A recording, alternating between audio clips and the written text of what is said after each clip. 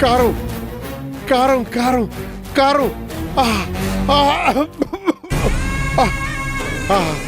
కారం కారం నీళ్లు అన్నపూర్ణ నీళ్లు ఉండండి.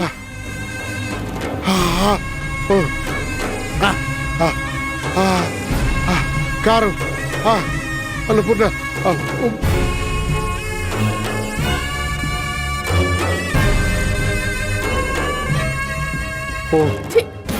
ఏమిటి వంటిలా తగలబడింది?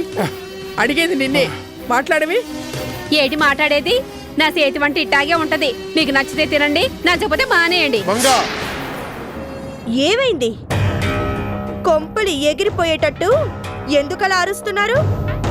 అది కాదు సౌందర్య, కొడ్డుకారం వేస్తే ఎలా తినాలి? అందుకని ఉప్పు కారం లేకుండా చప్పడి వంట చేయమంటారా? కూరలు ఇలా ఉంటేనే నాకిష్టం. మీకిష్టం లేకపోతే మీరే వండుకోండి.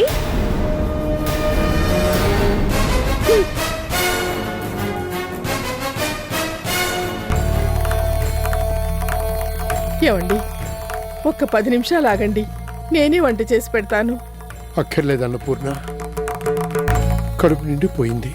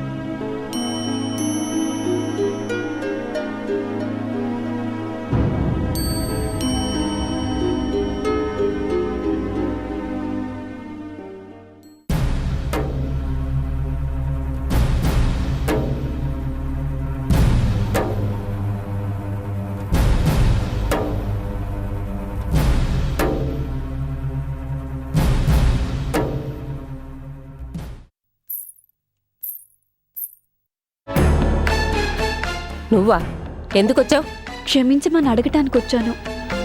డాడీ చేసిన తప్పుకి నేను సారీ చెప్పడానికి. క్షమించడమా? క్షమించేంత చిన్న పని మీ నాన్న చేసింది కాదు. కానే కాదు.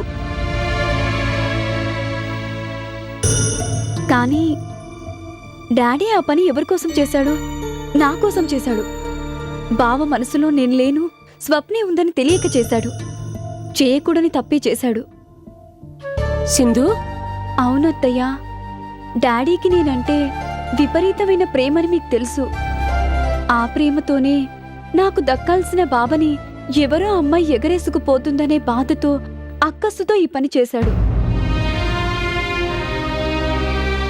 ఎవరో కిరాయి మనుషులతో ఇంత చెత్త నాటకాన్ని ఆడించే ముందు నాతో ఒక్క మాట చెప్పుంటే, వద్దు డాడీ, ఎంతైనా బావ నీ మేనల్లుడు, మనస్ఫూర్తిగా తను ఎవరిని కోరుకుంటే వాళ్ళని చేసుకోవడమే న్యాయం అనేదాన్ని. సింధు, అంటే నువ్వు చెప్పేది? ఆ దేవుడి మీద ఒట్టేసి నిజం చెప్తున్నానత్తయ్యా.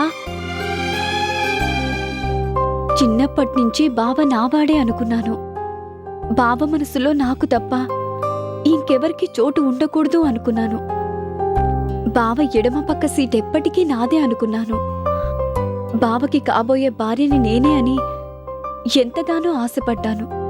కానీ నాకంత అదృష్టం లేదు. ఏ జన్మలోనూ చేసుకున్న పుణ్యం వల్ల ఆ అదృష్టం స్వప్నకే దక్కింది. ఒంటరిగా కూర్చొని బాగా ఆలోచించాక నేను అసూయ పడటంలో అర్థం లేదనిపించింది. బావకి సారీతో పాటు కంగ్రాట్స్ కూడా చెప్దామని హాస్పిటల్కి వెళ్ళాను. కానీ బావ డాడీ చేసిన తప్పుకి నా మీద మండిపడుతున్నాడు. నన్ను చూసి కూడా మాట్లాడకుండా స్వప్నతో కలిసి వెళ్ళిపోయాడు. Marriages are made in heaven అంటారు.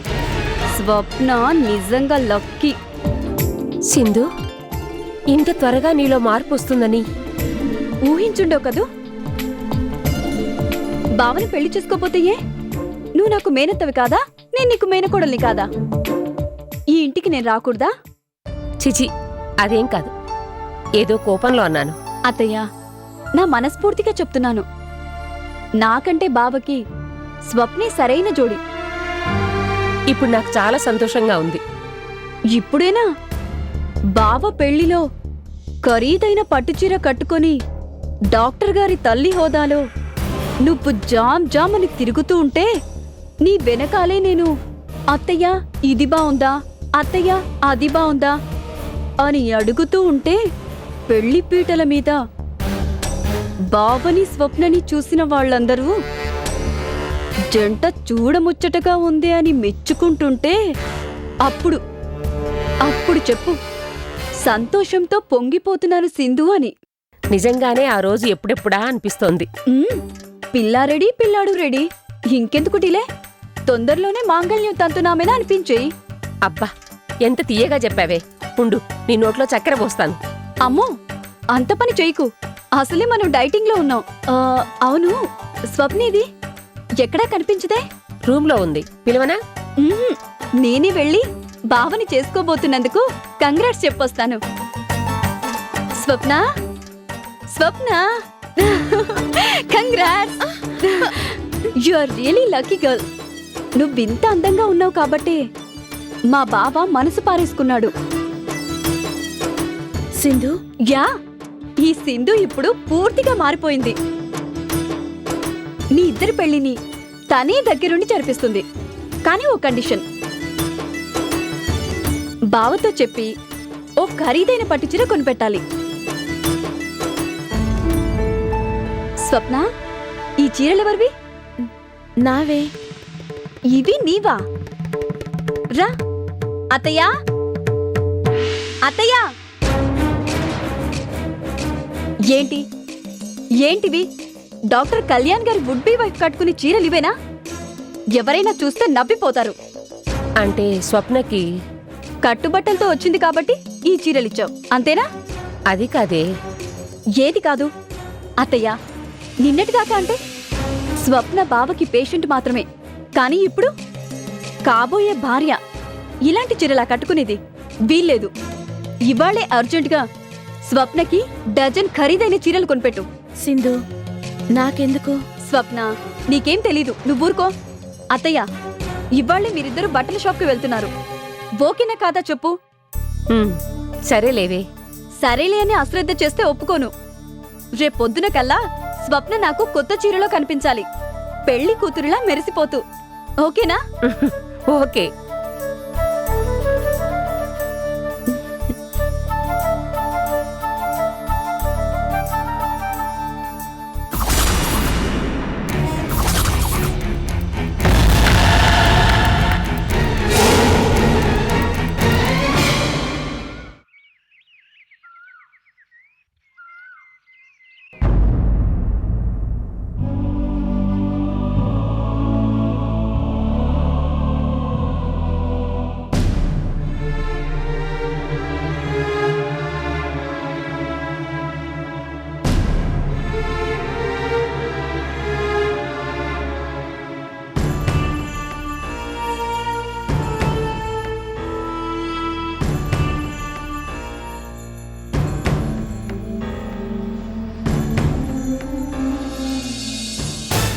పదండి రామ్.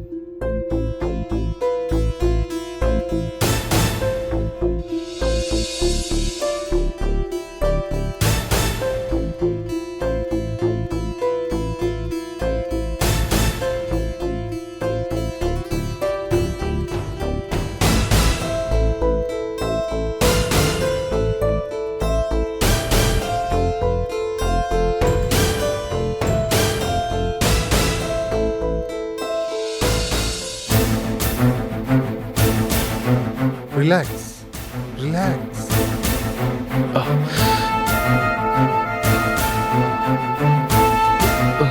Please control.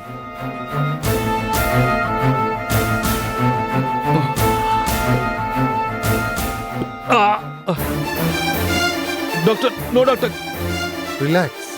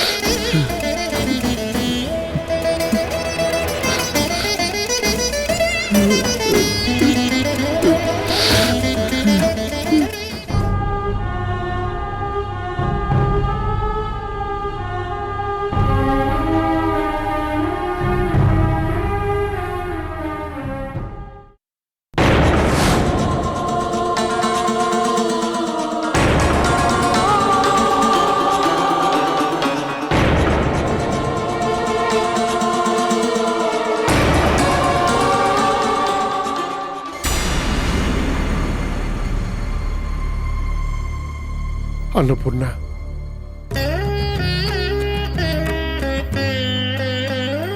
తిను. హోటల్కి వెళ్ళి నీకోసం ఇడ్లీ తీసుకొచ్చాను. తిను అన్నపూర్ణ, అసలు ఆకలితో ఉన్నావు. తిను. మీరు తిన్నారా? ఓ 2 ప్లేట్లు అక్కడే లాగించేశాను. ఇడ్లీ సాంబార్ కాంబినేషను అదిరిపోయిందనుకో.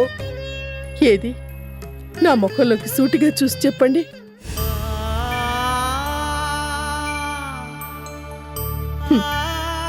ఇన్నేళ్లుగా చూస్తున్నాను. నా చేత్తో పెట్టకపోతే ఏనాడు గుప్పెడు మెతుకులు కూడా తినని మీరు ఈరోజు హోటల్కి వెళ్ళి ఇడ్లీ తినొస్తున్నారా? ఎందుకండి అబద్ధం చెప్తారు? అది కాదు అన్నపూర్ణ. మీకు కూడా తెచ్చుకుంటే ఉన్న కాసిని డబ్బులు ఖర్చయిపోతాయని. అంతే కదూ? చచ్చా, అదేం లేదు. అన్నంలో కారాలు ఎక్కువైపోతున్నాయి కదా, నువ్వు తినలేవని. ఎక్కువగా ఉండడం కాదండి, కావాలని అది కారాలు ఎక్కువ వేయిస్తుంది. ఉహుం. అది కారం కాదన్నపూర్ణ, అత్తామామల మీద చెప్పలేనంత మమకారం. ఏమండి? అబ్బా, చెబితే వినవు కదా. మళ్ళీ కోడలుగాని చూసిందంటే రాద్ధాంతం చేస్తుంది. త్వరగా తిను.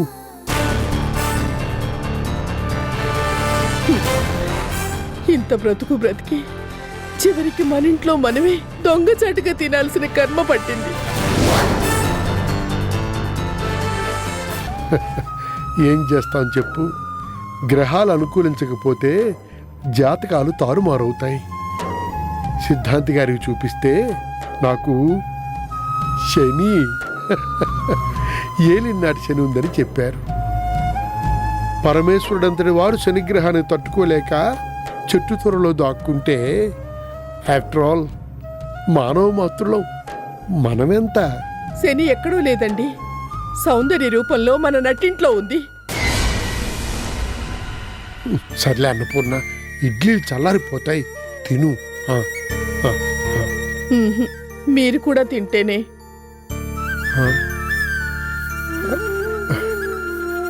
సరేలే, సరే. 50-50 ఎప్పుడో పెళ్ళైన కొత్తల్లో తిన్నాం. మళ్ళీ ఇన్నాళ్ళకి మనుషులెంత దూరమైన మరుగు కాదు ఈ ప్రేమ. చూశావా? మనసు కొంత దూరమైతే చూశావా? ఒక్క పొట్లం తెచ్చినందువల్ల ఎంత గొప్ప అవకాశం. దైవమొచ్చి కాస్తాడు. త్యాగమే నీ జీవితమైతే దేవుడు నిన్ను కొలిచేడు. ఆస్తులు లేకున్నా ఆప్తులుంటే చాలు. ఆత్మీయత లేకుంటే వారే నిరుపేదవారు.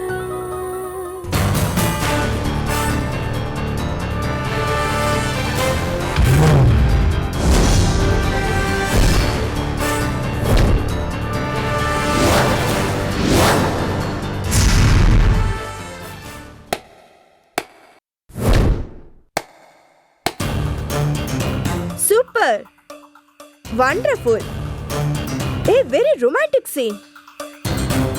ముసలాడికి దసరా పండగంటే ఏంటో అనుకున్నాను, ఇలా ఉంటుందన్నమాట. సౌందర్య, ఛీ, సిగ్గులేదు. ఇన్నేళ్ళొచ్చాక కూడా సరసాలాడుకుంటూ దొంగ తిండి తింటున్నారా? దొంగ తిండి తినాల్సిన కర్మ మాకేం పట్టలేదు. దొంగ తిండి కాకపోతే ఏంటిది?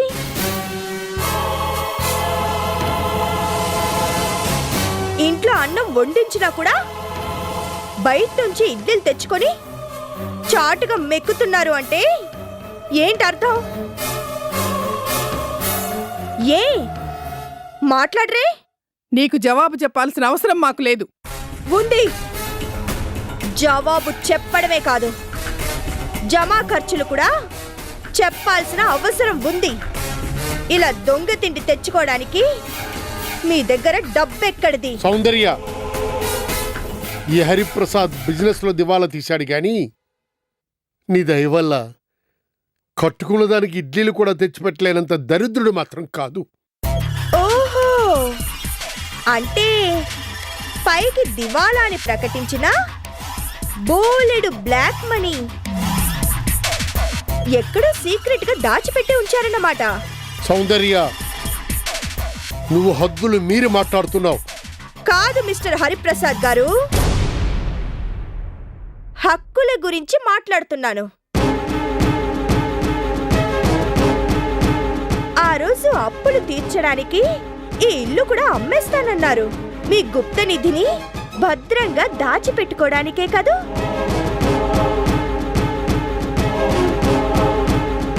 కొడుకుని కోడల్ని నడి రోడ్డు మీద నిలబెట్టి మీరిద్దరూ ఇలా జల్సా చేసుకోవడానికే కదూ?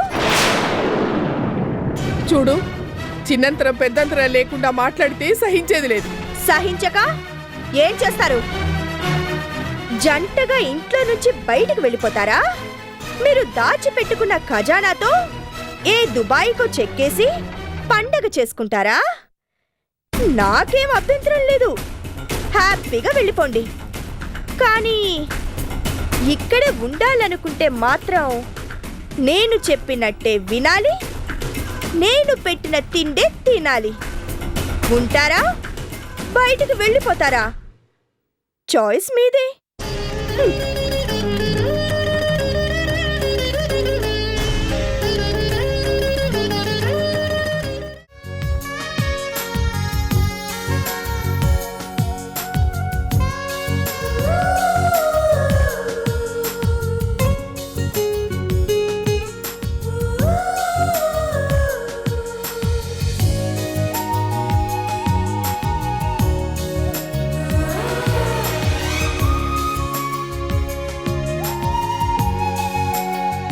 చెప్పండి మేడం.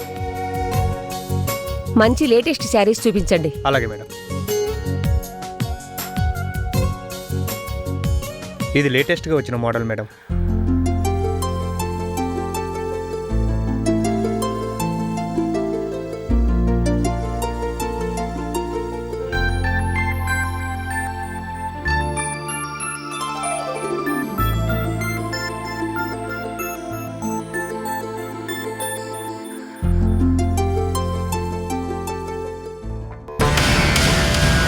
ఆ సెకండ్ రోలో శారీ చూపించండి. అలాగే మేడం.